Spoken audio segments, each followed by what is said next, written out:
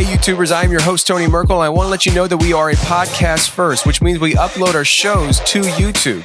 If you really like the show and you want to hear it on the go, whether you're at the gym or in the car driving around, go to iTunes and hit subscribe. And if you're not on iTunes, no problem. Go to iHeartRadio, Spotify, or your favorite podcast player, hit subscribe, and you can listen to us that way as well. So I hope you guys enjoy the show. Let's get to it.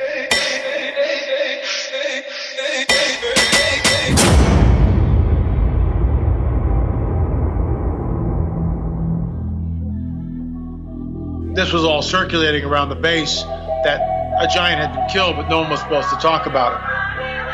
I saw 3 long, bony fingers reach up underneath the door, curl up to grab it, and then disappeared. When he came over to me, dude, he slithered over to me. And this giant comes out of the cave, and they're all frozen. And he starts running and firing at this giant. Well, the giant moves. He's got a spear in one hand, and he's running really fast and spears Dan and holds him up like this. Somebody yells, shoot him in the face, shoot him in the face. They basically decapitate him. Got closer. When he got about 15 yards away from me, I raised that 12 gauge and I blowed his head off. I feel something pulling at my leg. And I look over, and there are 2 small gray entities pulling at me. And they're literally, I'm getting pulled off the bed. I reached my hand into this bush, and I touched air. Couldn't breathe, and I couldn't move, because I know I'm seeing a monster.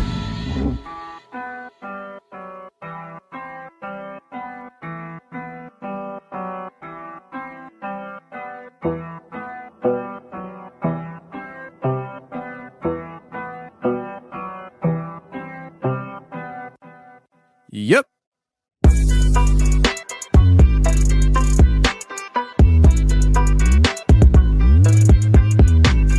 Welcome to the show, everybody. You're listening to The Confessionals. I am your host, Tony Merkel. Thank you for being here. If you've had an encounter or a story you'd like to share with me on the show, go ahead and shoot me an email. My email address is theconfessionalspodcast@gmail.com. That's theconfessionalspodcast@gmail.com. Or go to the website, theconfessionalspodcast.com, hit the connection section, and you can reach me that way as well. Either way works for me.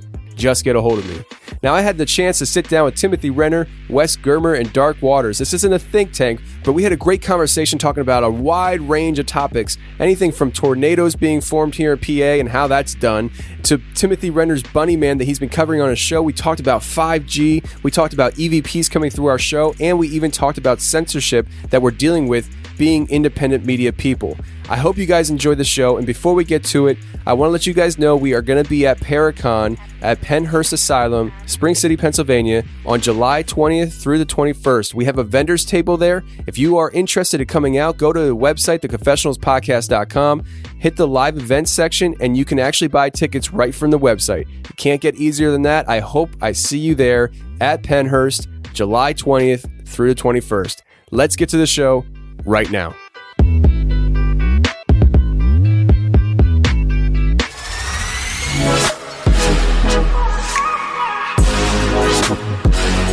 All right, Cool. What's up, DW? How are you, man? How are you, Tim? Doing good. I'm going to hit record, and I want this to be just kind of like a just chill session talk about stuff. But what are you, being an Uber driver these days, D-Dub? No, I'm Uber driving my damn children around because my son wanted to go to the mall and hang out with some girls because he think he's cute. And yeah, you think you're cute, bro. Got me driving everywhere. And so I had to go pick him up, drop him off and pick him up. And so I'm sorry, guys, I was running behind. That's cool, man. It's cool. Oh, that's all right. Give me a chance to sober up. Thank you, DW.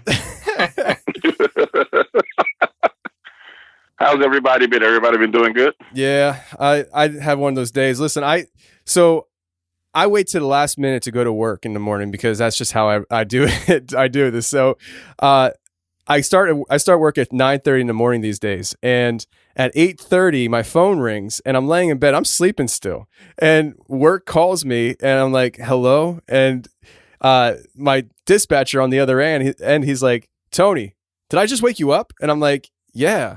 And he's like, well, are you gonna be able to make it to work on time by 9:30? I'm like, yes. What do you want? And he's like, well, I just want to let you know that you have 2 runs today, and the one is a fast track, which is, time sensitive. And I just want to let you know. I'm like, okay. Why are you calling to talk to me about work? That's the last thing I want to do first thing when I wake up. That shit starts at 9:30. Yeah, I'm like, I'm laying in bed sleeping right now. You're messing up my pattern, bro. Like, what is going on here? So, yeah, my day got off to one of those darts, Nah. Tim, are you still here? Yeah. Okay, cool. All right, because I thought you... Tim's give a shit level went to about 0 at that point.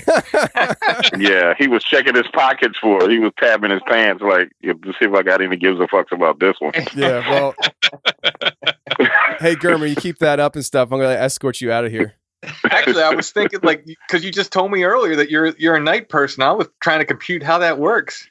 Yeah, man. Like, I stay up till about 2-3 o'clock in the morning working on crap, and then I go to bed and I sleep for about 5 hours. I get up around 8:30, usually 8:30, and then I get together real quick, run out the door by no later than 9:08, so I can punch in by 9:32 because I get a 5-minute grace period, and I usually punch in at 9:32 every day. Wow, you got it down to a science. Clockwork, man, clockwork. There's guys at work that they show up like a half hour, 45 minutes early and stuff, and they just sit around the break room talking. I'm like, nah, I'm good with that. I'm good with that. So yeah, did you guys hear about this guy who the tornado guy? I don't want to give too much away if you didn't hear about this. The guy who had his own little theory about tornadoes and how they're starting in Pennsylvania from the roundabouts, right? Yeah, you heard about that? Wes, did you hear about this? No, I haven't heard. Listen, I'm telling you right now, this guy, he has quite the theory on how these tornadoes are starting in Pennsylvania. I'll let you listen to it real quick. We didn't have tornadoes here until we started putting into traffic circles. Because on the count of, you want to know why? That when people go round and round in circles, it causes disturbance in the atmosphere and causes tornadoes. Listen, this guy is here in Pennsylvania.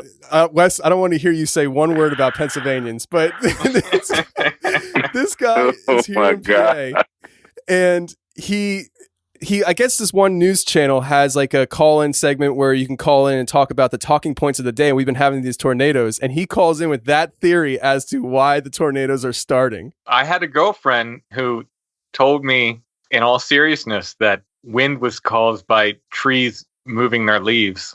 Oh my God.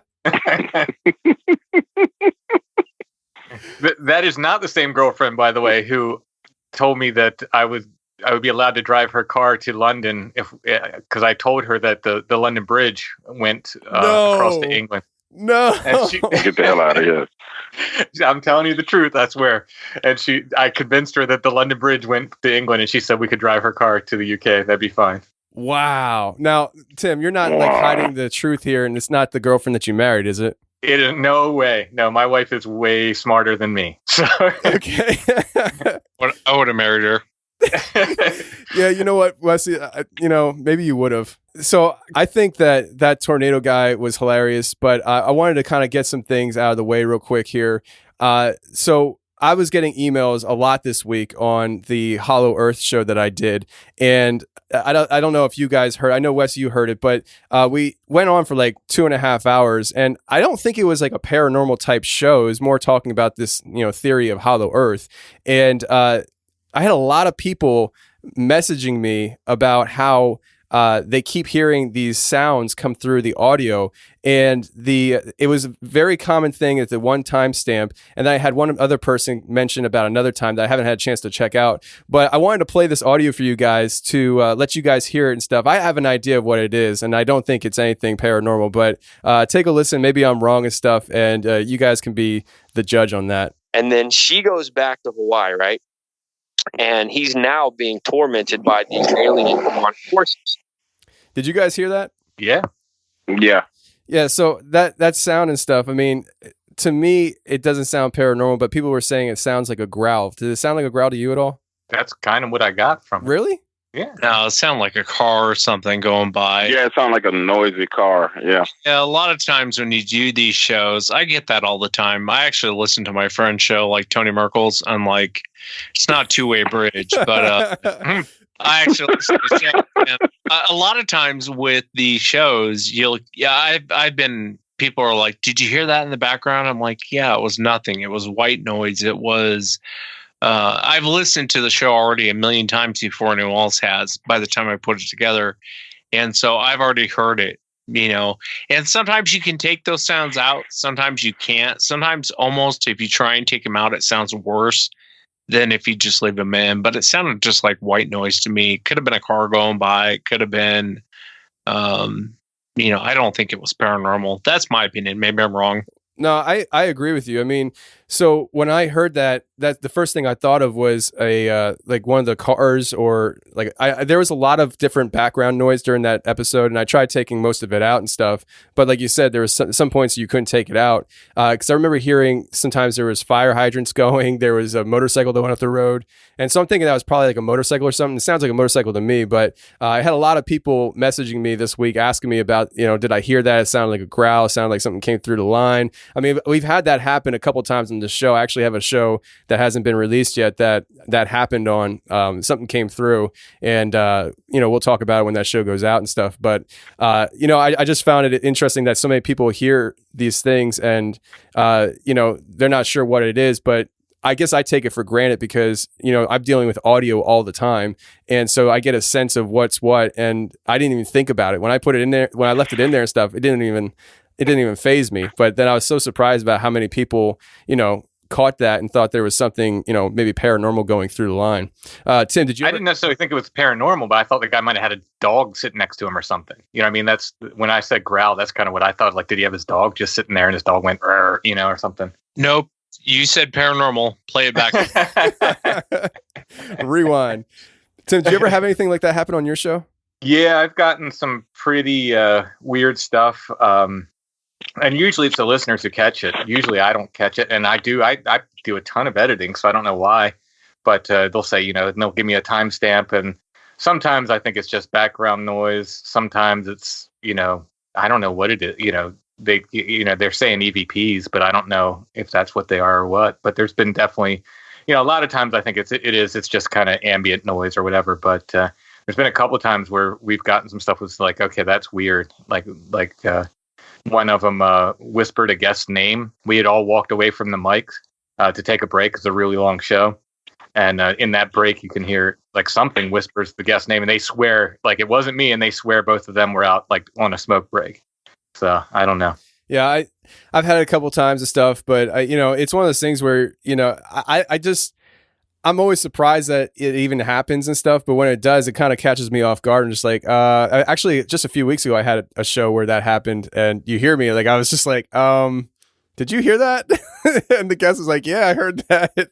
And so it's interesting. But Tim, I wanted to talk to you real quick about your show, because you came out with an interesting show this past week. I think you called it The Bunny Man or something like that, right?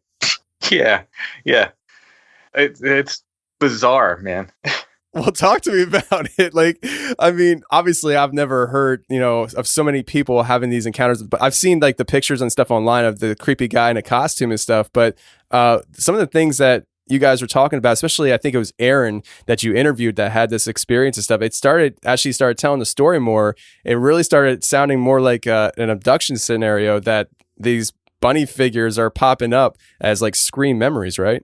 Yeah, that's what I'm getting from hers. Who could say for sure? But we had a previous guest, I think like 2 episodes earlier, the show called Encounters with the Other, and she just kind of mentioned offhandedly, like she looked out the window as a little girl, saw UFOs in her yard, and saw a guy dressed in an Easter Bunny costume holding a cigar walk up to her window. And she's, this is her memory. She's not joking around or goofing. She's like, no, this is like legit. Remember this. So I was like, well, that's weird. And of course, as these things happen, as soon as you talk about it, then you get the flood of emails of other people like, oh yeah, I've seen that. And that's what happened. And they're still coming in. I mean, I got one, just earlier, right before we started talking, an email came in. Somebody said they saw one. Yeah, it appears to be. I mean, for all intents and purposes, they're just dudes in costumes. At least that's what they appear like. They're like in Easter Bunny costumes, but in many cases, they seem to be associated with UFO phenomenon, which is really creepy, and kids, because it's almost like whatever it is, it's trying to appear in a nice form or something that kids would be okay with or would calm kids or something. It's very, very creepy. A lot of people on our Facebook group started sharing like pictures of, horror bunnies with fangs and blood all over them and stuff. And to me, it's like that's not even half as creepy as what people are talking about, because what they're talking about is something that's trying to appeal to kids and trying to look innocent and failing.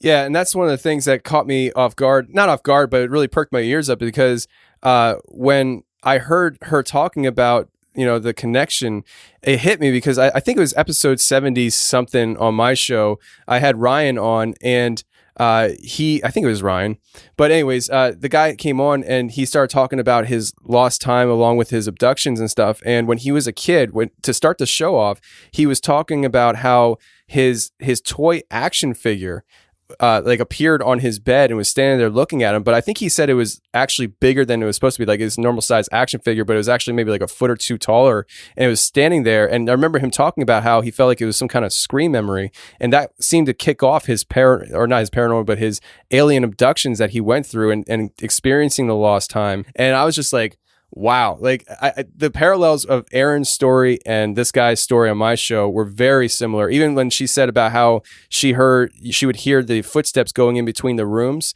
like that gave me chills, because he talked about that too, where the one time I think he was making a sandwich or something in the kitchen, and all of a sudden he just got really, really tired where he couldn't even make it to his bedroom. He just collapsed on his mom's couch in her office, and this abduction scenario started happening again, only he felt like they didn't know where he was. Like it was like they were looking for him in his bedroom and he wasn't there, and they were running up and down the hallway, and he could see these little heads bopping up and down, I guess through the door or something like that. But he heard the little tiny footsteps going up and down the hallway, and then he heard them leave the house. I think he said he heard the door slam behind and they were gone.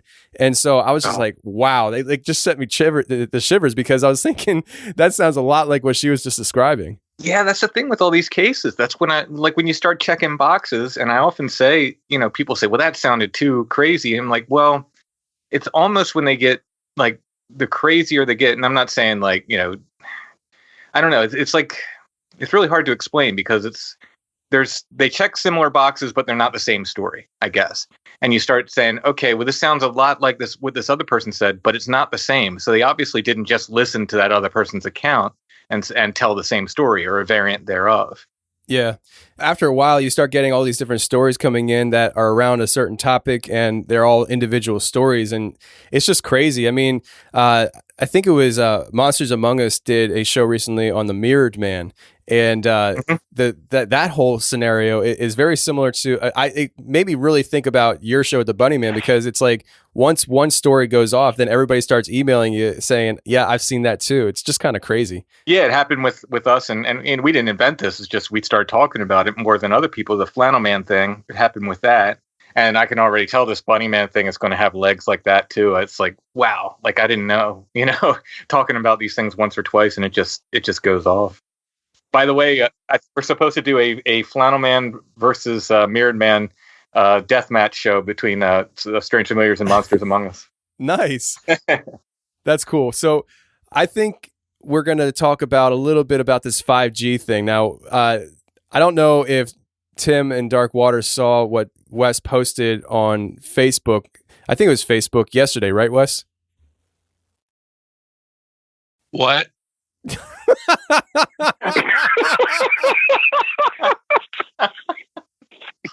Are you alive, bro? Are you good? I'm just joking. Yeah, I posted it yesterday. That's what I thought. No, Wes, continue. Next question. Listen, you can go. Oh my God, Wes, you can go back to sleep. All right, because I want to play this audio stuff, because I thought it was really, really interesting. Because I hear a lot of people talking about 5G coming and how it's bad, and I hear people talking about it in interviews. They have guests on talking about 5G, and from what I've ever heard, it's people talking about 5G that really don't have firsthand knowledge of what 5G is all about. They are just regurgitating what they've read online and formulating their opinion and thoughts on, what they think this could be and all that stuff. This guy actually is being trained to install the 5G, and what he has to say about it is chilling. So just sit back and listen to this. It's about 7 minutes long, but I think it's absolutely worth listening to. It's the question of the day. Ian, what do you think about 5G? For those of you that don't know, I'm a tower climber. I climb cell phone towers and install the cellular equipment that allows you to keep scrolling. And I'm currently in 5G training. And I was already concerned about this technology before getting in there and actually learning some of the science about it. So let me give you some of the science about it. The radio frequency that our towers currently emit is non-ionizing radiation with a long footprint over the ground, so it's able to dissipate and spread out. It's currently being broadcast anywhere from like 1.5 to 2.5, 2.8 megahertz. All right. Up close, if you take radio frequency close, it superheats the water molecules in your brain, eyes, and testicles. All right. So it's a very real thing. You could render yourself sterile or with a splitting headache for days, or I cooked the top of my skull and left me useless for the rest of the day. All right. And that's at short range, at a relatively low power. The way 5G is going to work is it is going to broadcast in gigahertz, not megahertz. We're talking about 30 plus gigahertz they're estimating, which means 15,000 times stronger than what we're pushing out right now. And it's going to actually go at a much, much steeper peak. It's going to almost be broadcast straight at the ground to hit more receivers that are then going to transmit it outwards. Right? The plan is to install these small cells on billboards and street lights, sides of buildings, in the corner of your office building or in the hallway of your apartment complex, so that they can get lightning fast speeds. Well, here's the thing. The RF that we've been broadcasting isn't really damaging to you, though they can't tell the long-term effects. But because it dissipates over distance and it's not a concentrated thing, the radio frequency we're broadcasting now has a really long wave trough. All right. So even if you're getting hit with it, you're not absorbing a lot. That's why if I take it close range, I eat it, but you don't feel it down off the tower. It's not going to be that way with 5G. It's going to be in the corner of your office. They're talking about putting a 38-band MIMO antenna in the back of every car so they can talk to each other and self-drive.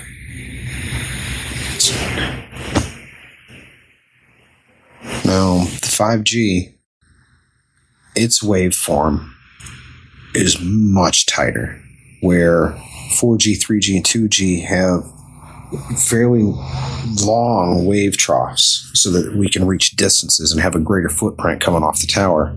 It's not necessarily 5G. It's going to be broadcast in what's called a millimeter wave, which is much more tightly focused with much closer wave troughs. So when it does hit, you just get blasted.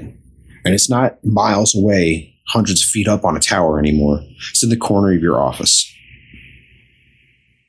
Which means that this millimeter wave is going to be able to directly affect the cellular membranes, the bonds that hold your cells together. It's going to be in your face. It's going to be behind the back seat where your car seats are. So, I mean, not to mention what it's going to do to your brain and your eyes and your testicles or ovaries, just from the superheating that radio frequency will do at a close range. But because it is so powerful, so compact and tightly beamed, It is literally going to be able to break down the bonds that hold your cells together. And that's how you get tumors. The rub of it is, America, that you're not going to know what I did to you for another 15, 20 years. And by then it's going to be too fucking late. It already is. They've got trillions tied up in this 5G push. People are screaming for faster phones. Everybody wants to be able to scroll at the speed of light. There's no stopping it. What am I going to do, right? This is my job. You know, hey, I got kids to take care of. I got my own chemo treatments 30 years from now that I'm going to have to deal with. So yeah, I'm going to install it. But America, I'll tell you what, I feel like I'm fixing to pull your fillings out for the gold before I put you in a gas chamber. America doesn't care. They want faster phones.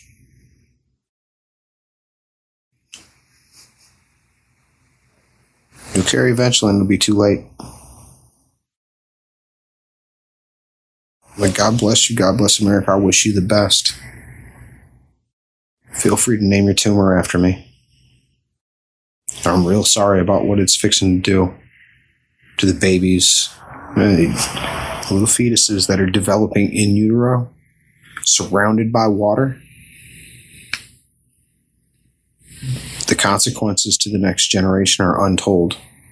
I'm not even talking about what we're fixing to do to our own vision, our own reproductive organs, our own cognitive abilities. I'm not talking about the breakdown of our cellular bonds that are going to lead to tumor growth.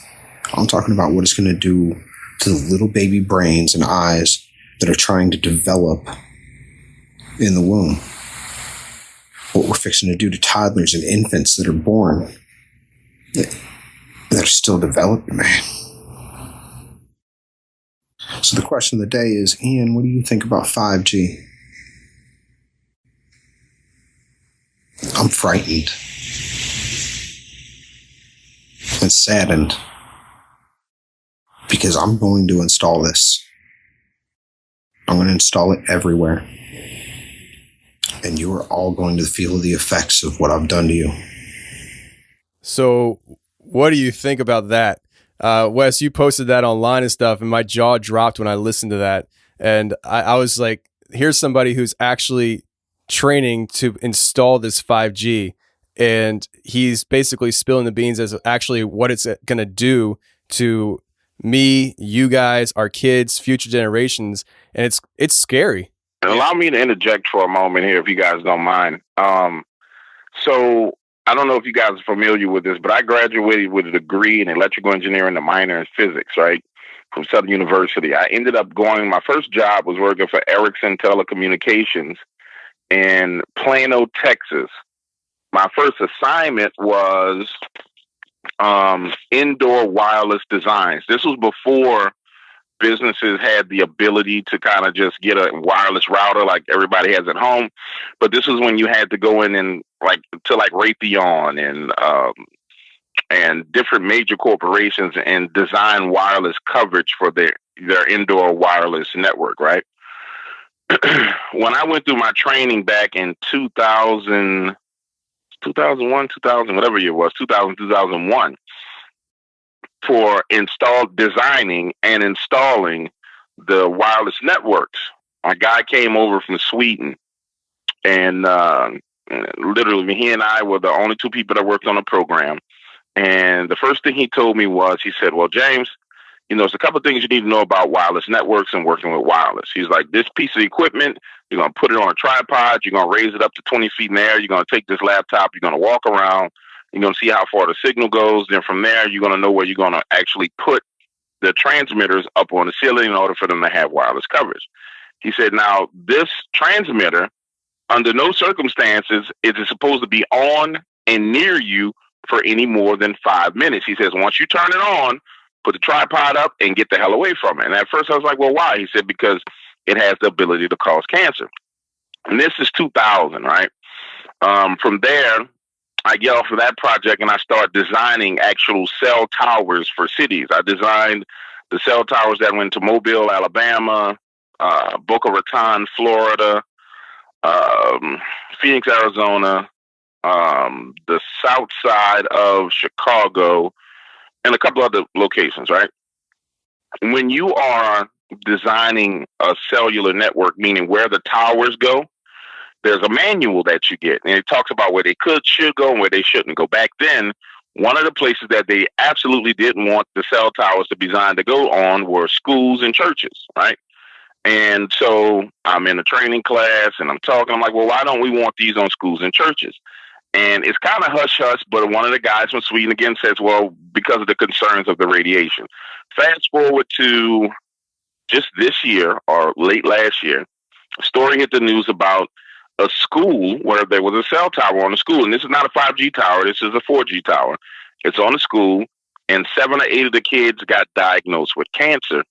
And I think that tower had been there for a year or two, and all those kids got diagnosed with cancer. Parents were trying to figure out what it was. It turns out it was a cell phone tower. So when this guy, is talking about going from 4G to 5G, and what he was saying is that the 5G towers, which is your typical cell phone tower, is going to transmit to these smaller relays, which will be on the street posts, the signs, in your office. So it pretty much everywhere you go, you're going to be immersed in this radiation. I mean, not only is it true, it's extremely dangerous. And what really bothers me about this is people know this. They've already done the studies. They know that 5G has caused cancer in lab rats. So they know these things. And the one thing that throws me off about what it says is that Americans don't care. It's not that Americans don't care. We love our children. We love our families. It's just that people are uninformed. And that's a conscious decision being made to not inform people. Nobody told people back when I was designing. They barely told me when I was designing cell phone towers about the radiation and the cancer. I remember having a Nokia flip phone. On my job, you got a phone and you had like 5,000 minutes per month, right? Very, very early flip phone. I started to realize that phone was a problem because I would talk on it and literally the whole side of my head would get hot. Like my brain inside my skull was getting hot. And so I stopped using the phone because I just felt weird and funny. Fast forward to the day, anybody who uses a cell phone now, you know that you seem to get mesmerized by the cell phone, even now. Like you find people just scrolling and flickering through the phone and distracted and all the rest of the stuff. There are so many things going on with these frequencies that people know and understand how the human brain and the human body works, that it's just completely and totally ridiculous. And I 100% agree with that man about the signature waves of the signals, and how what he's saying is it's going to alter your DNA. And that's what ends up causing cancers. It goes a little bit further than that. Not only is it going to alter your DNA, but it's going to completely break down your DNA strands. What I don't understand is why well, I do understand because it's depopulation, but I can't fathom someone being evil enough, or why someone would be evil enough to put something like that in place. You know what I'm saying? That's the thing that bothers me when we get on these topics. And by the way, I'm so glad, Wes, that you addressed this, because one of the things that I think that people with huge audiences need to do is really address these topics, things that are way ahead of time, because 30 years from now, there are going to be a lot of people with cancer. And just discussing it is going to save people's lives now, even if it's, hey, man, make sure you got some good health insurance. You know what I'm saying? And we're just not, it's just not a part of the discussion right now. It really needs to be a huge part of the discussion that's going on. Yeah, and I absolutely agree with you. Them withholding that information and stuff and not informing the public, I think, I don't know why they would do it. Like you said about the depopulation and stuff, you got all these different levels of this. I don't know how you guys feel and stuff, but I think that there's definitely, for lack of better terms, a shadow type government where there are people that are in elite spots that operate within the shadows that are pulling the strings. And I think that this is just one piece of the puzzle as to many things that they're doing to formulate the future and future narratives as to how we see history. What do you guys think, man? I mean, I don't have any problem with what he said. On the technology side, I'm going to trust DW and him because I don't know that much about it. So I'll definitely trust you. But that guy in particular, I do have a problem with him because he's doing the Nazi thing. I'm just following orders. No, you don't put up the towers then, man. You have a choice. Well, it's my job.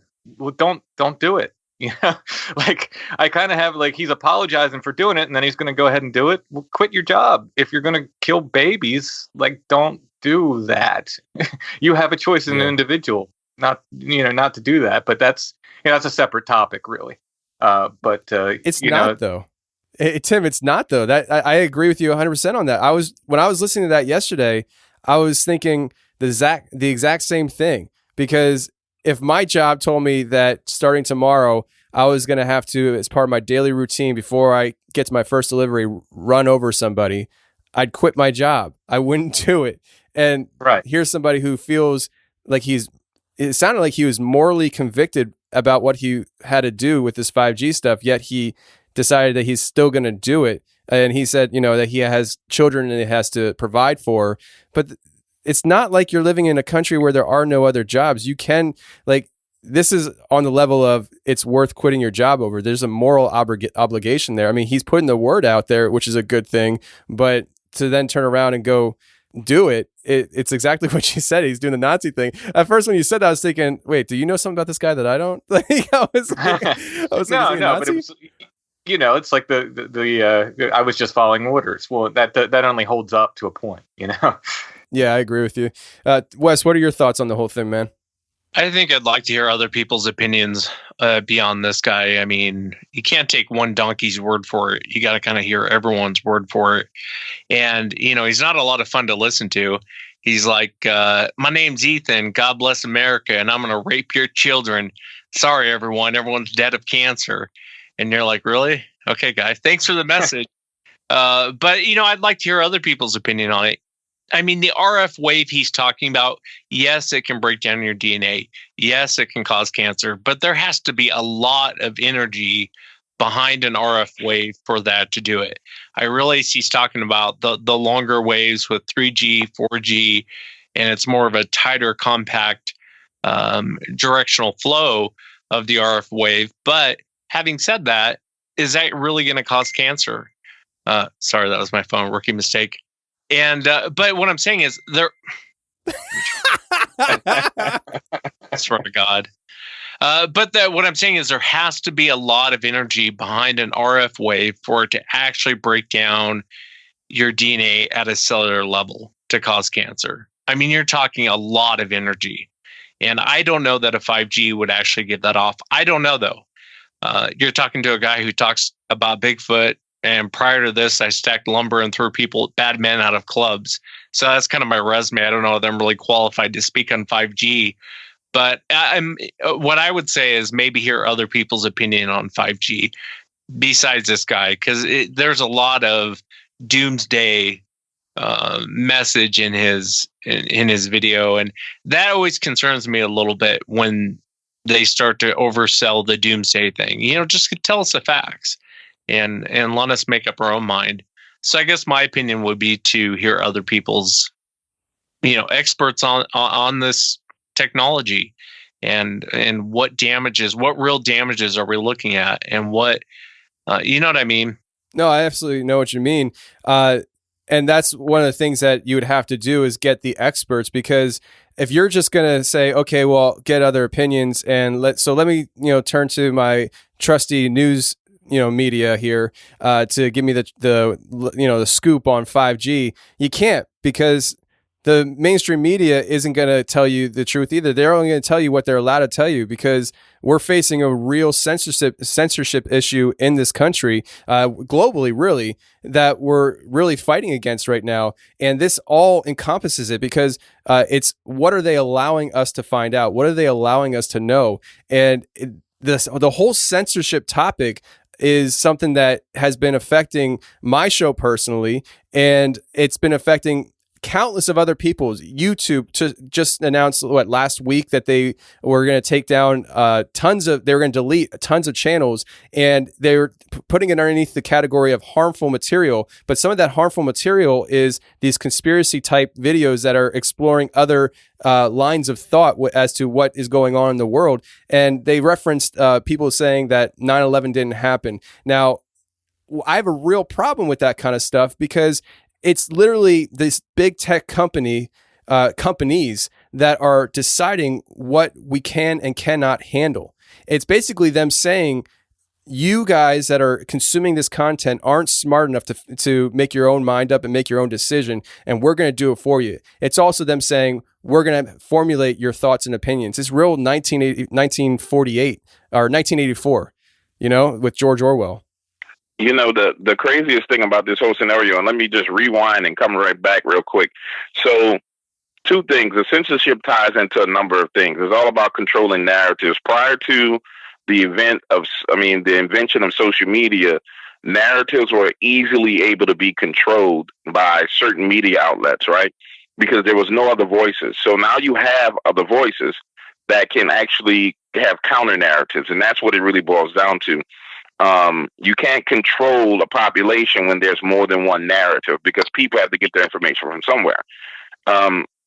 One of the things that I want to reference back when we start talking about, just real quickly, on the 5G and the understanding of why it's important, even though that guy was real dramatic, the research is there for everybody to go look at.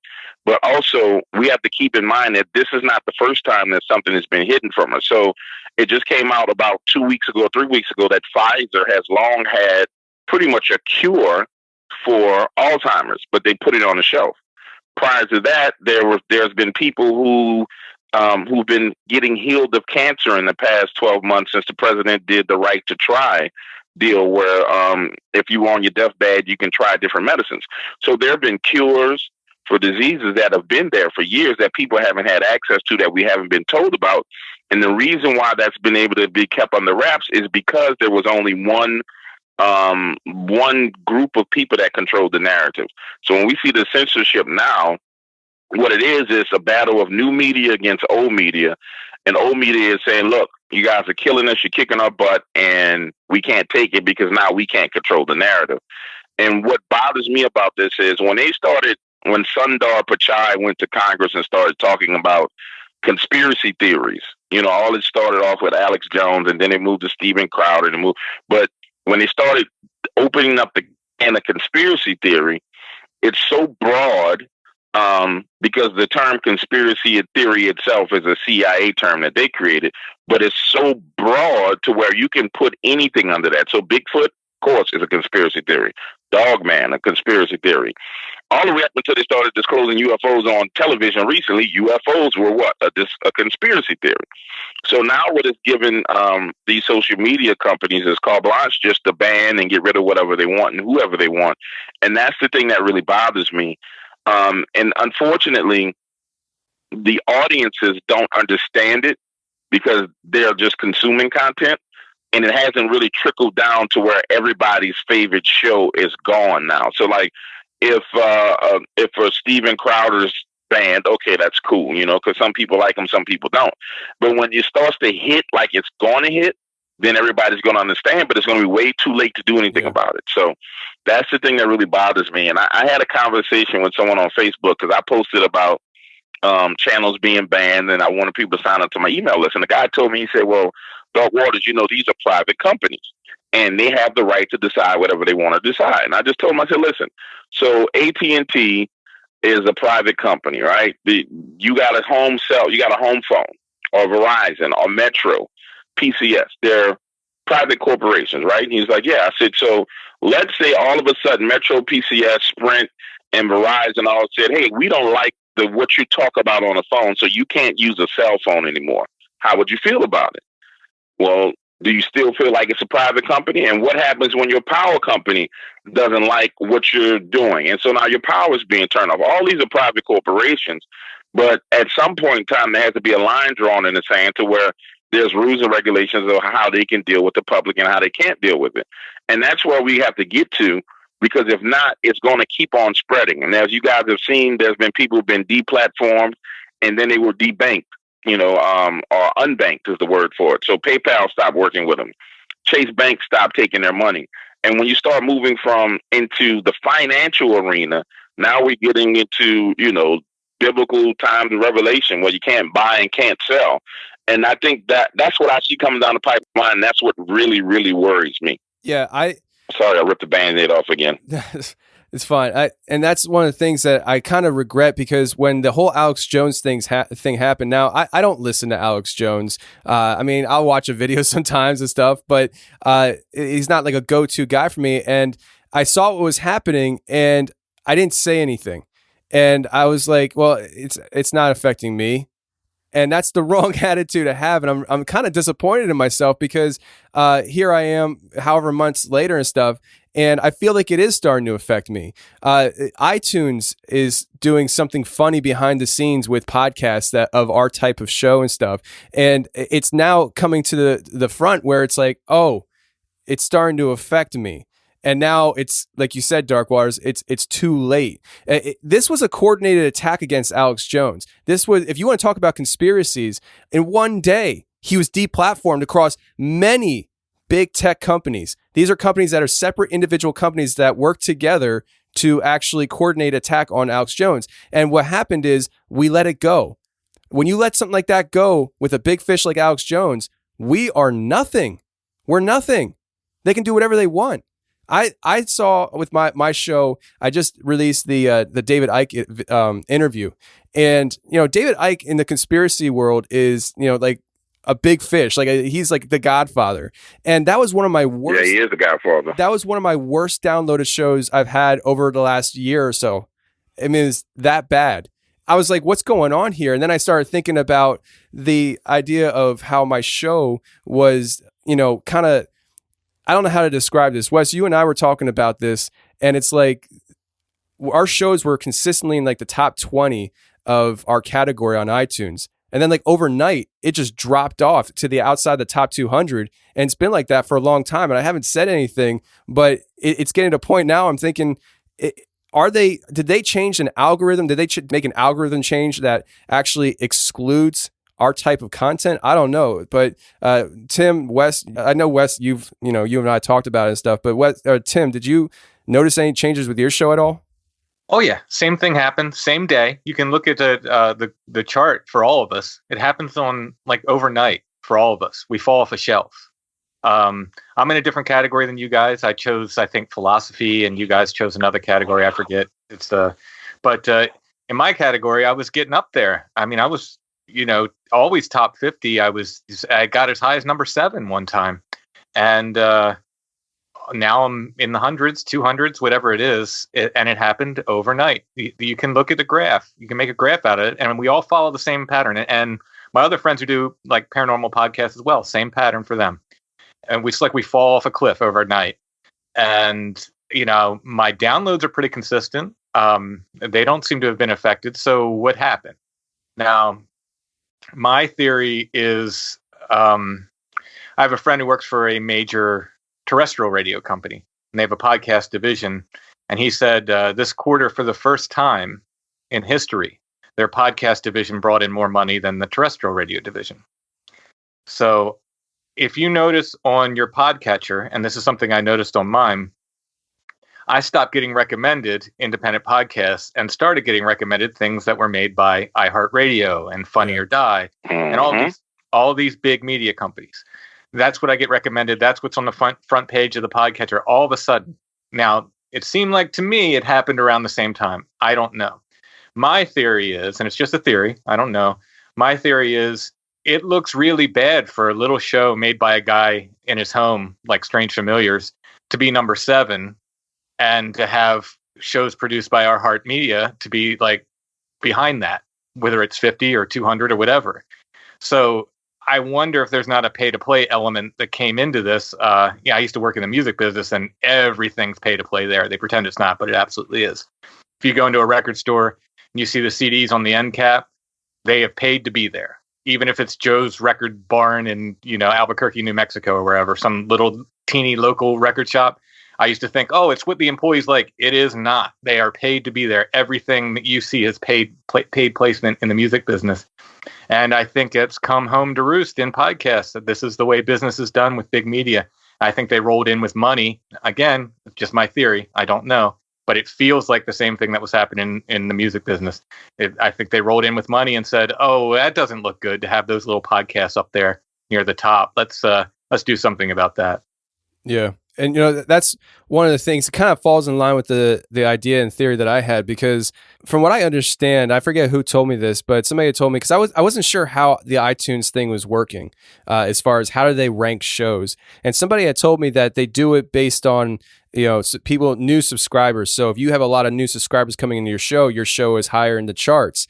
And so if they're not recommending your show and they're recommending iHeartRadio type stuff and all that, your subscribers are going to go, the amount of people subscribing to your show is going to drop a little bit, or maybe a lot, because they're not recommending your show. And therefore you're going to drop outside the top 200, which is a win-win. It's all about the algorithm. We're going to promote these shows, then their shows aren't going to get the subscribers because they're not getting pushed up. And then they're just going to drop off, because I noticed that the amount of downloads I get off of iTunes hasn't changed, but the charts did. And I think it's because I have a lot of people who are subscribed on iTunes, but I don't think my show is being exposed on iTunes like it was at one time. So it's just staying neutral. Exactly. That's the thing. And I've noticed, I don't know if your subscriber growth has changed in any way.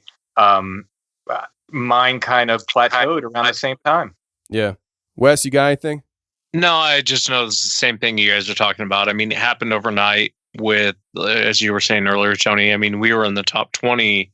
We used to fight for spots, and now we're like 230. And it's only with iTunes. And I don't know what games they're playing, but I noticed with like Stitcher, I'm still in the top 10. My stats haven't changed one bit. And the amount of people listening hasn't changed. It's just, for whatever reason, they have us down the list. I think Tim nailed it, to be honest with you. I don't think it's some Gooberment experiment or Gooberment coming after everyone. You know what I mean? I don't think it's that. I think Tim nailed it. I think big media has looked at us and they said we can make money at podcasts. They realize that, and then they've come. They're here. They're here.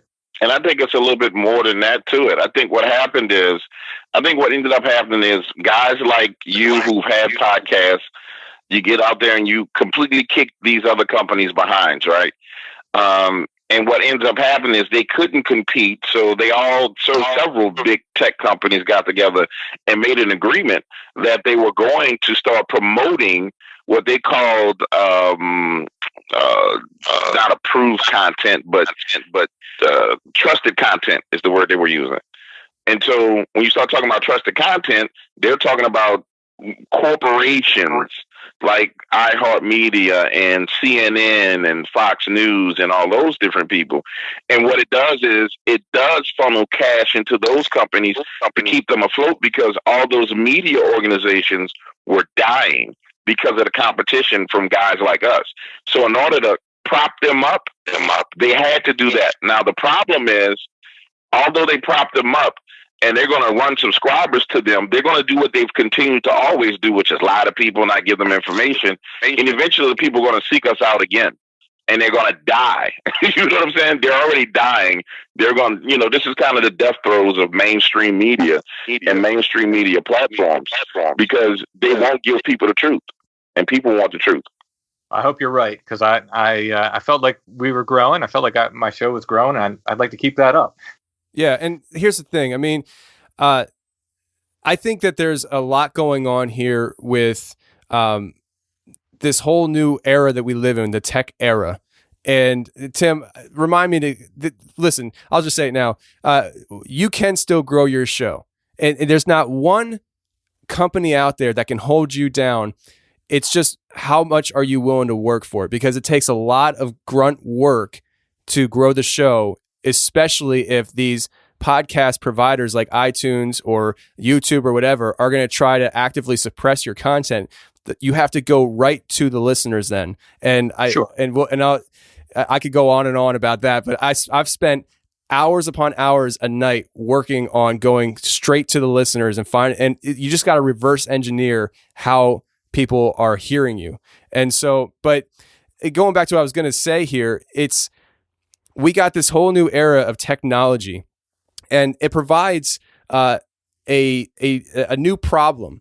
Okay. And Dark Waters, you talked about this a little bit earlier. The mainstream media was top dog for a long time, and the mainstream media is propagandized. Okay. It is absolutely propagandized because back in 2012, there was the NDAA that was kind of, let's just say, adjusted. And part of that adjustment was to legalize the use of propaganda on the American public. This is fact. You can look Absolutely. it up. It was proposed by Mac Thornberry, a Republican out of Texas, and Adam Smith, a Democrat out of Washington. And this actually happened, and it basically nullified the Smith-Mundt Act, which was founded in 1948, which I think is ironic because the book 1984 was written in 1948, and it talks about this exact stuff. But it is quite legal to propagandize. And when you have the government arm extending into the media now to propagandize things, they're not the problem. But now they have this new problem of social media and all the independent voices that are out there that are rivaling the mainstream media. It's a new problem. Do you know what they did at the Bilderberger meeting this past year? They started talking about weaponizing social media. When I first heard about that, I'm like, how can you weaponize social media? By doing this exact thing. By going into social media, going into Twitter and having Twitter ban certain accounts, have YouTube ban certain accounts, have Alex Jones types kicked off the platforms. That's how they're weaponizing social media, because if they can get these people, us, off of social media, now they can propagandize social media as well. And they're basically choosing what you can hear as an audience, what you can listen to, who you're going to get your opinions and thoughts from. They are controlling people's minds by controlling what they hear. And I was talking to a guy, I think it was probably on Facebook or something. I posted about this probably last year sometime.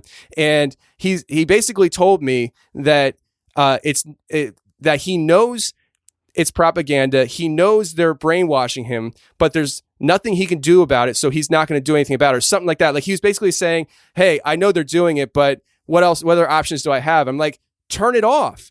Turn off the mainstream media. And he's like, well, I can't do that. I'm like, okay. But it's just a 100% proof of how brainwashed people are and how people are addicted to the next fix that the social media is giving them. And that nobody wants to think on their own. They want somebody else to give it to them. And when independent people like us are out here giving alternate views and alternate opinions on things, it presents a real problem, because I'm not saying every time and all the time, but what we're doing is we're giving you a new scenario to think on, something else not everything's black and white. There's a lot of gray, and we're giving you the gray in life, and they don't want that, because the truth lies within that.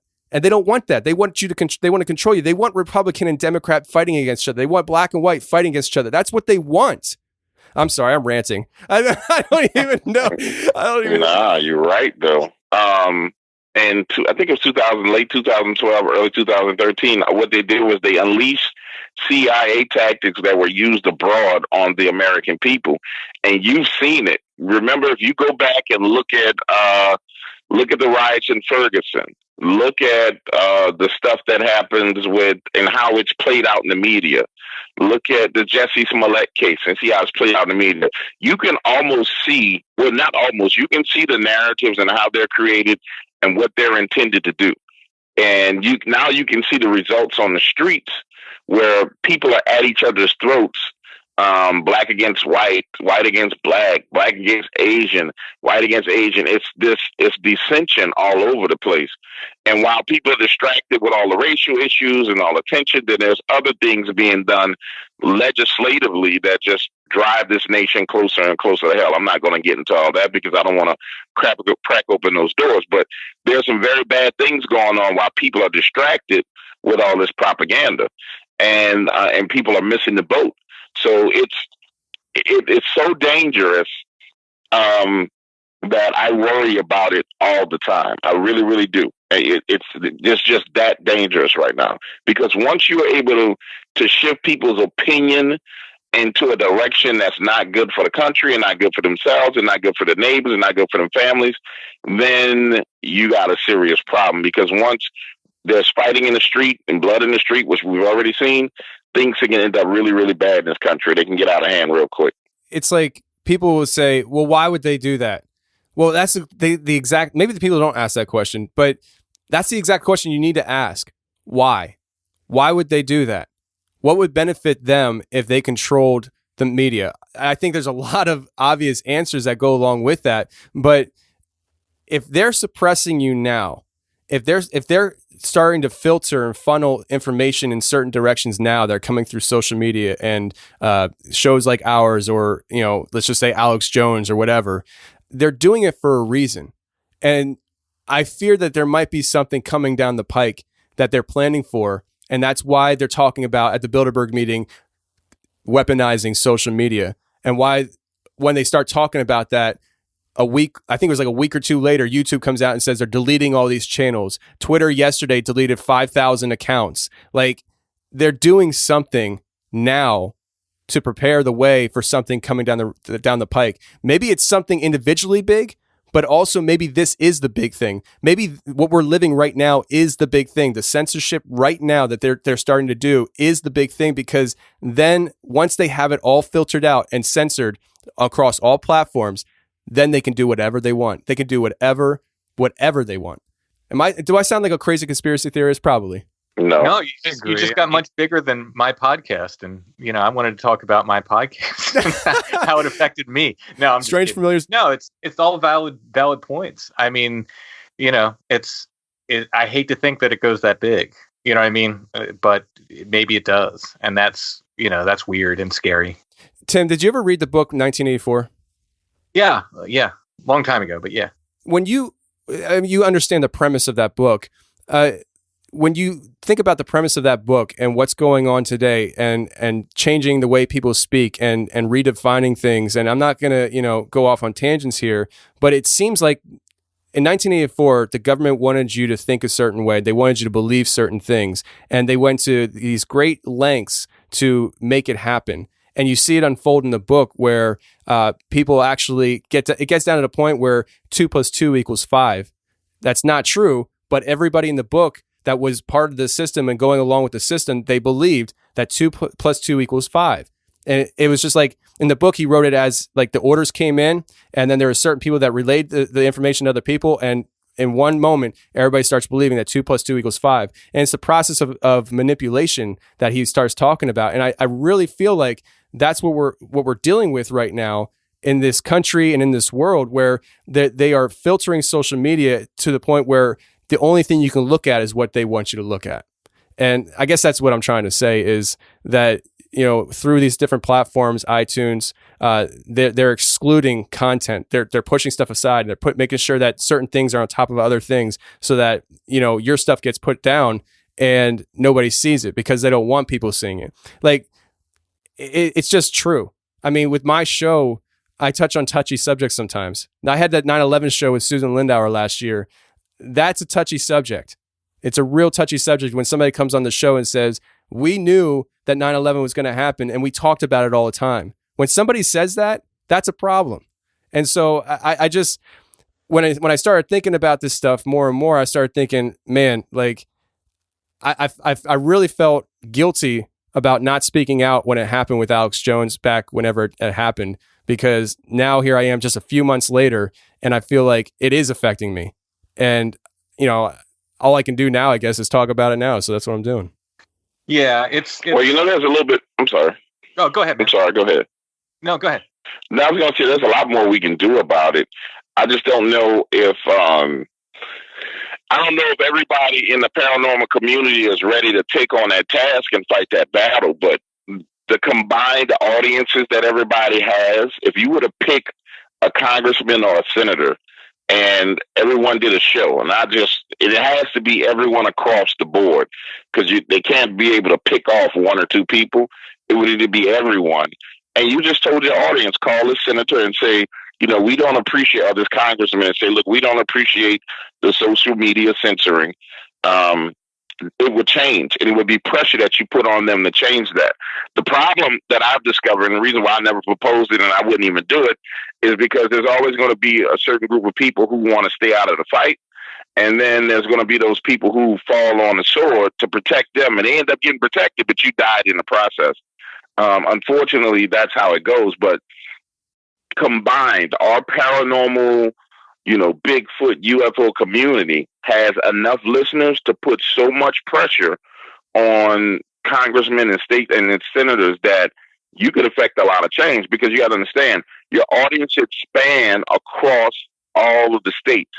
So phone calls from, like, let's say it's Texas, and it's a Texas congressman, and everybody says, all my listeners in Texas, call this congressman and tell him how we feel about social media censorship. And it's across all spectrums of the paranormal world. Well, that guy's going to get millions of phone calls. And guess what? He's going to say, holy crap, look at all this pressure that's being put on me about this. I'm going to have to do something. And it's all in this, it's all coming from somewhere where votes come. Oh, they're going to start changing and they're going to start doing something. The issue is people, we haven't moved to that part or that, to that level yet, because there has to be activism. Once you get to the point to where you start activating the audience, now you start defending ground, defending your niche, and now you can kind of fight off those wolves at the front gate. But until we get to that point, you're going to see this steady, just chopping away at things and chop until it's all gone. Is that something possible? Yes. How many people will get on board? Not a lot, I doubt, because most people don't even believe in the censorship. You got to get past the point where people believe it's a private company and they can do whatever they want to do.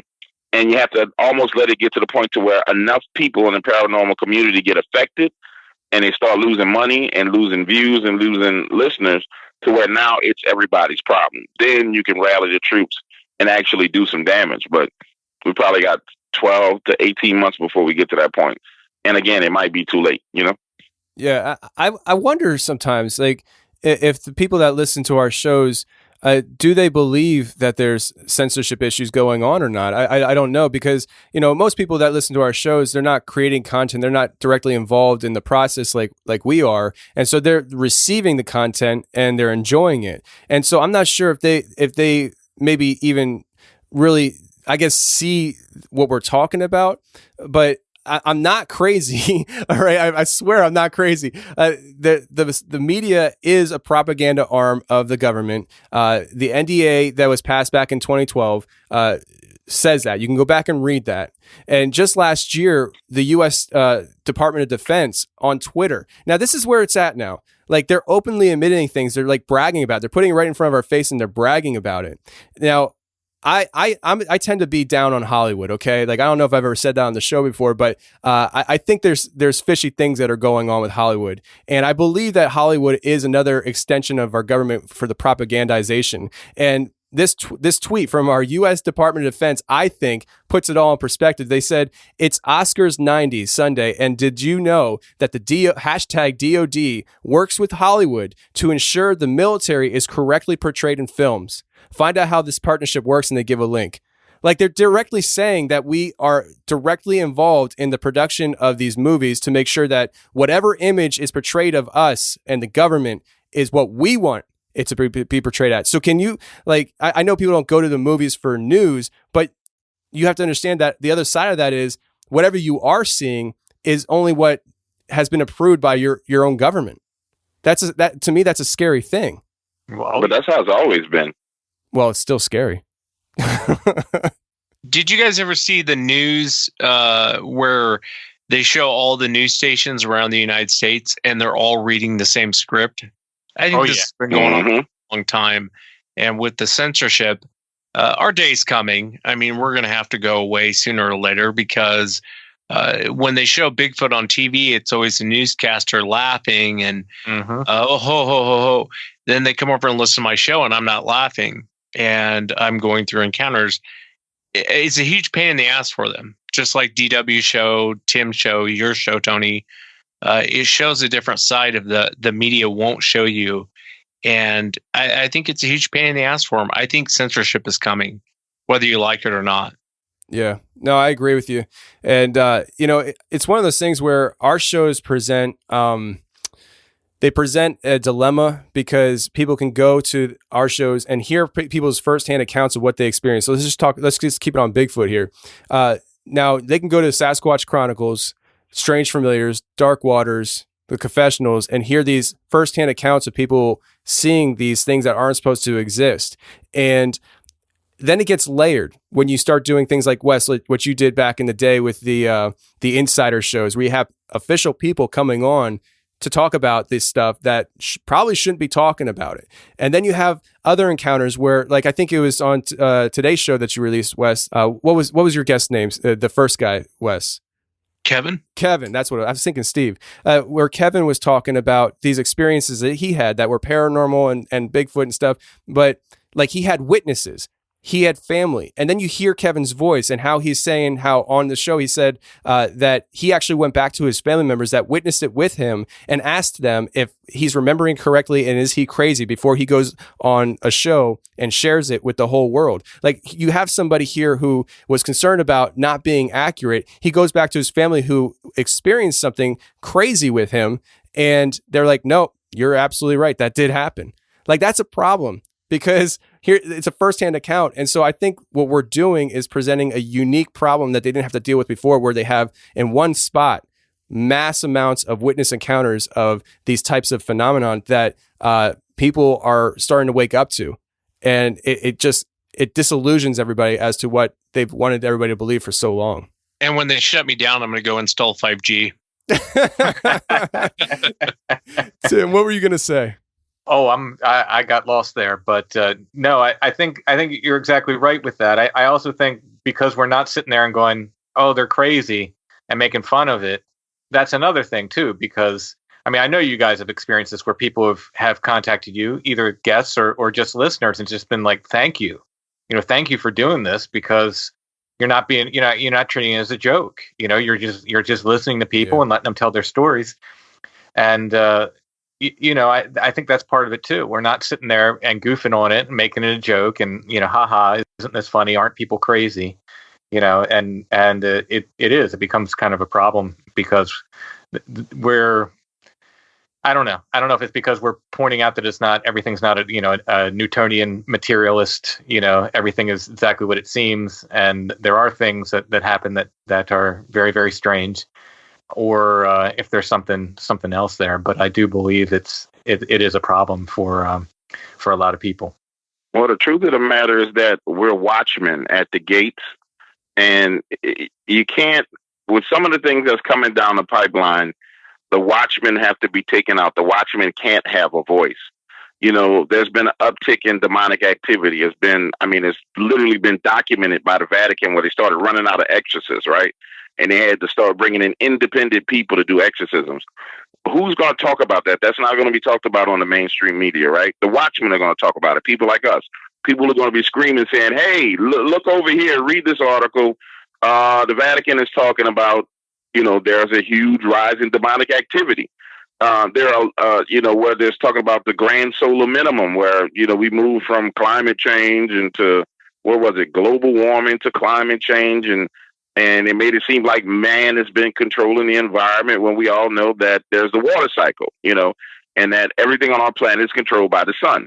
Well, you can get away with that narrative if there's no watchman, if there's no one standing guard saying, hey, that's BS. Don't listen to that. Think about and use common sense. So what it is they have to take out the watchmen.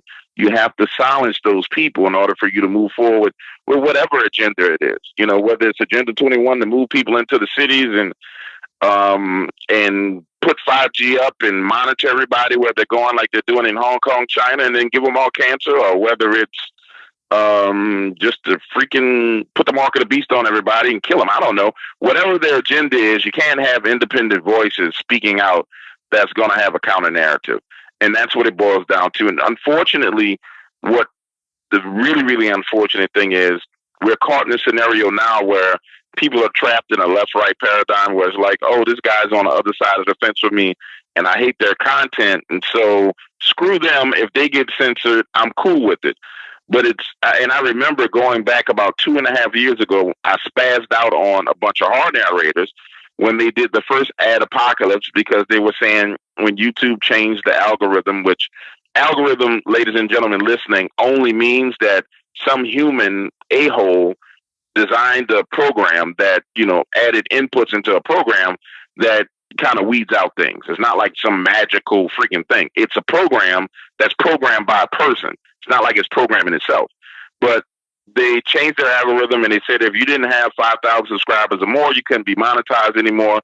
And back then there were people celebrating, saying, oh yeah, there's going to be less competition in the marketplace. And I was the only one sitting there saying, hey, you know what? You guys are jerks. And I didn't use those exact words. I said, because if they came for those small guys, who you think they're going to come for next, you dummy? You should be standing up for those guys.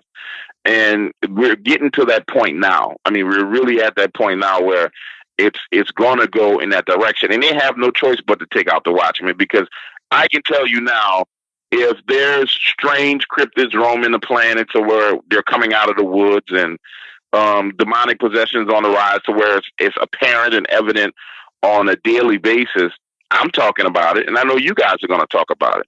So they got to push that down so the audiences can't get a hold to it. Because if not, people are going to wake up. And that's what we're going through. If you look around the world, it's kind of turmoil everywhere, but also there's a mass awakening happening around the world as well. So it's kind of like the best of times and the worst of times. And I know that the forces that be are aware of the fact that there's a mass awakening going, and this is their way of suppressing it. Unfortunately, they're not going to be able to suppress it. I mean, fortunately, they're not going to be able to suppress it, because at the end of the day, once people start to wake up and realize what's going on, they're going to seek out the people who have the knowledge. They're going to go to the sources, and your algorithm can't stop a person from going to a website unless you're going to ban the website. Like, you're going to have to ban URL addresses in order to stop people from getting information. And once you get to that point, then, I mean, you done shut off half the internet. Yeah, and that's the thing. I mean, to the audience that's listening right now, listening to us rant about stuff, if one day the Confessionals is no longer findable on these podcatchers, go to theconfessionalspodcast.com, because I'll be uploading there.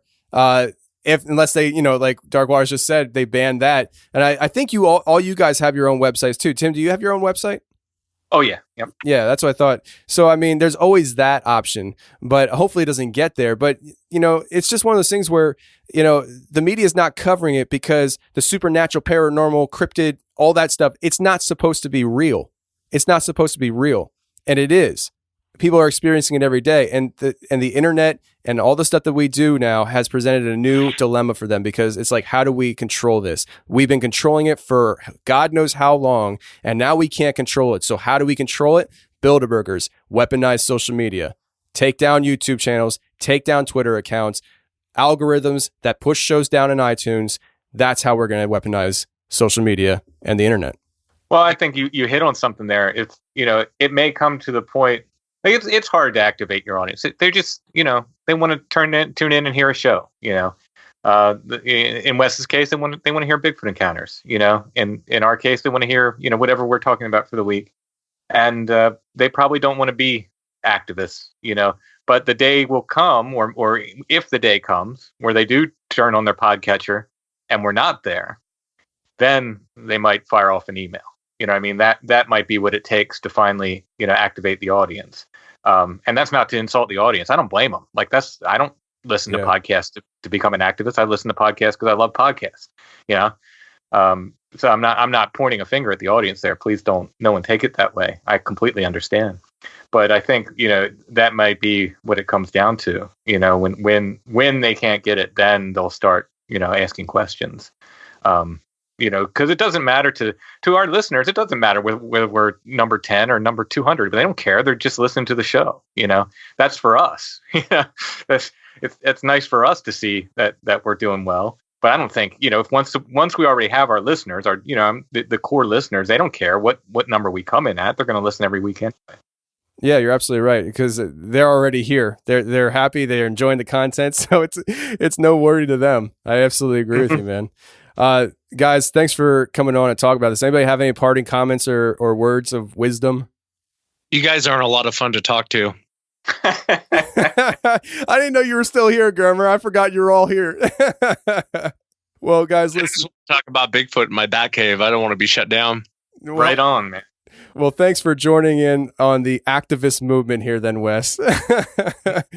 No, guys, I do appreciate you coming on talking and stuff with me.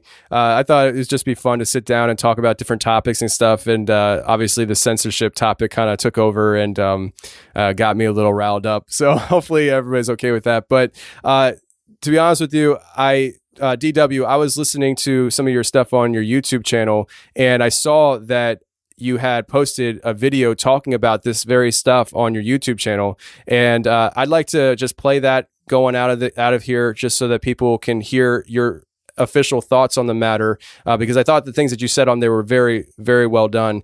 And before we actually get out of here, Tim, I wanted to ask you a question. I want to put you on the spot, man. Are you going to Paracon this year? Huh? Spring City?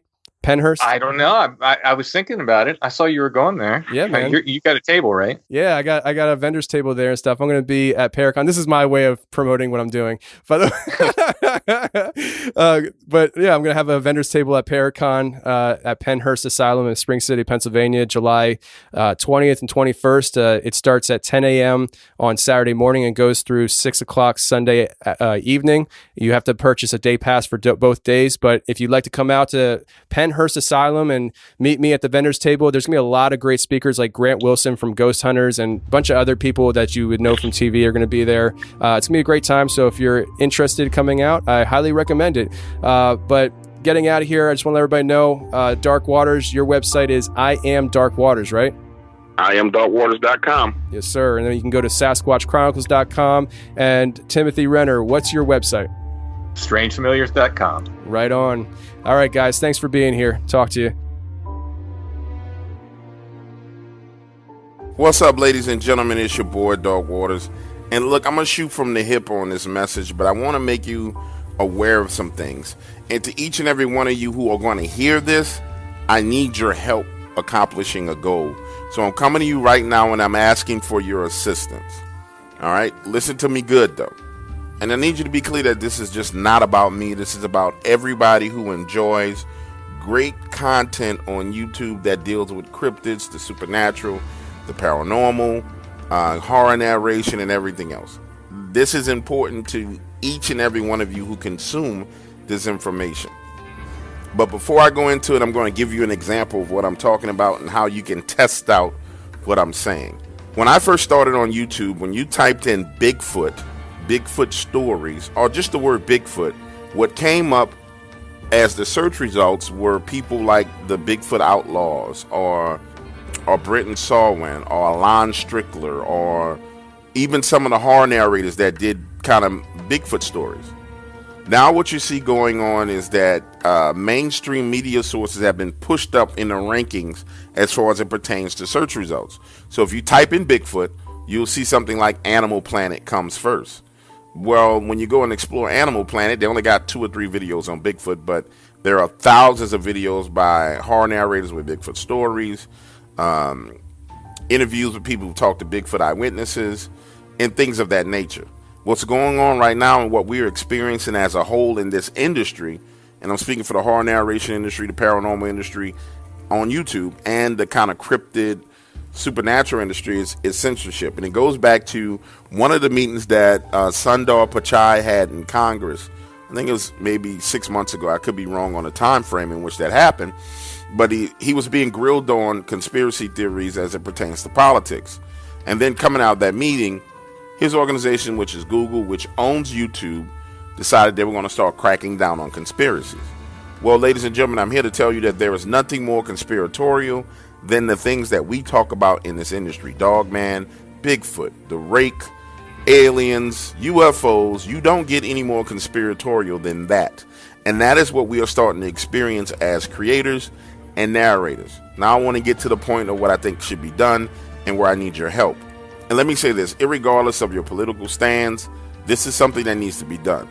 The President of the United States just put out a survey that allows you to submit your information to talk about how you've been demonetized, blocked, banned, or censored through social media. And I think it's very important that everyone in the horror narration community, everyone in the supernatural kind of Bigfoot cryptid community goes over, and if you've been demonetized, or if you had a video taken down, or even if you had a channel that they changed the rules and your channel didn't exist because it didn't have the right criteria, I think you need to go ahead and submit your information and be a part of this petition to put some pressure on big tech about their current censorship. Here's why.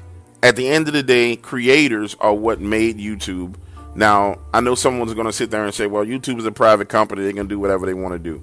No, YouTube is not a private company. Neither was Facebook. All of them were created by DARPA, which is our federal government, and they had federal funding to get started. Go back and do your research. You'll find out that I know what I'm talking about, and this is true. So here's the problem that we're facing. You guys, myself, and everyone else, people are being screwed over. People are being censored. People are being demonetized and then remonetized. They're reading every word in your video. There are certain words that you cannot say, because if you say that word, then your channel is shadow banned. And you see it. I've seen it tremendously. For example, 31,000 subscribers, and when we did the notification test, less than 10% of those people get a notification. It's ridiculous. And I know other people are experiencing it. And I know other people are experiencing it, so I need you guys to get the word out. Now, I don't have the best relationships with people in the hard narration community, and I'm fine with that. I really don't care. But you have relationships with them, so you spread the word to them and tell them, hey, this is what's going on. Go to your favorite cryptid channel, your favorite Bigfoot channel, your favorite Dogman channel, your favorite horror narrator, your favorite UFO video creator, top 5 creator, and tell them what's going on, because I guarantee you the majority of them do not know. But here at the Dark Waters family, we do know. And so it's our job to spread the word and make sure that we can start to facilitate a change, or at least do our part in facilitating a change.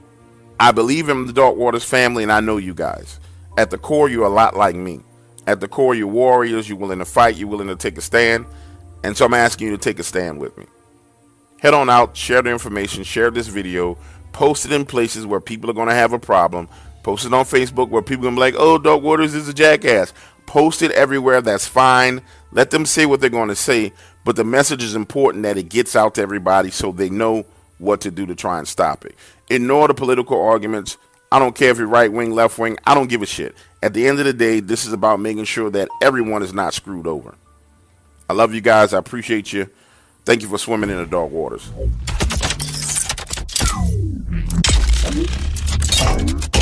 Well, that's the show, everybody. I really hope you enjoyed it. And if you did enjoy it, please share the show. Just take the link and share it in emails with friends. Share it on your Facebook wall. Wherever you have social media, please share the show. That's one of the best things you can do to help support the show. And until next week, friends, take care, stay safe, and remember, the truth will set you free, but first it will piss you off. Bye.